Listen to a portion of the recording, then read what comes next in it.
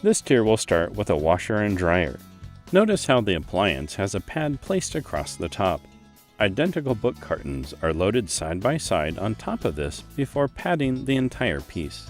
These solid identical cartons raise the load and are above the washer console, which is very delicate. For additional protection, you can insert a washer block or wedge of cardboard along the top of the tub edges to prevent seal damage. You can also place used tape rolls over the washer and dryer knobs and shrink wrap the console to prevent knob damage. The dryer is loaded next to the washer face to face and prepared identically. Next, 2 mirror cartons are slipped in behind the appliances to flush out the previous tier. A hope chest is loaded on end, feet to the load. Don't load your chest like this if it has wooden handles on the end. This one didn't.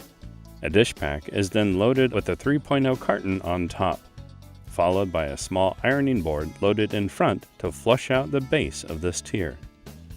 Now we're going to get rid of 2 very large easy chairs, and we're going to do it a little differently. Most of your easy chairs are about 40 inches wide. These are considerably wider.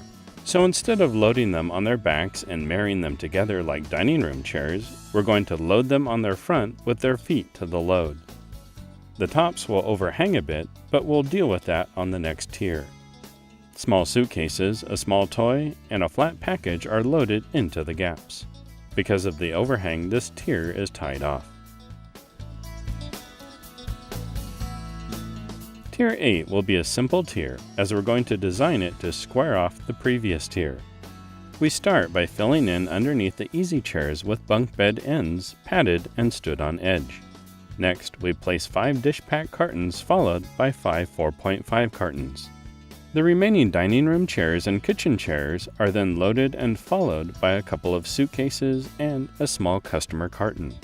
We are now beginning to run out of small items and have 1 piece of major furniture remaining. Again, we are square and flush. You may notice at this point we're building around the roll-up door. It's important to leave some space around the door in case something should shift and leave you unable to open it. The last significant piece, a dining room buffet, is loaded to the left, front to the load. 3 medium cartons are loaded across the top, followed by a dish pack, wardrobe, and medium carton to the left. Notice how the dish pack and 3 cube match up perfectly next to the wardrobe. A bar stool is added to the left, back down, feet to the wall. And then a tote levels off the cartons on the right, topped with the last remaining stool, and a 4.5 carton is loaded into the gap between them. The center load of the tier is topped off with 5 medium cartons. The tier is finished with 3 book cartons under the buffet.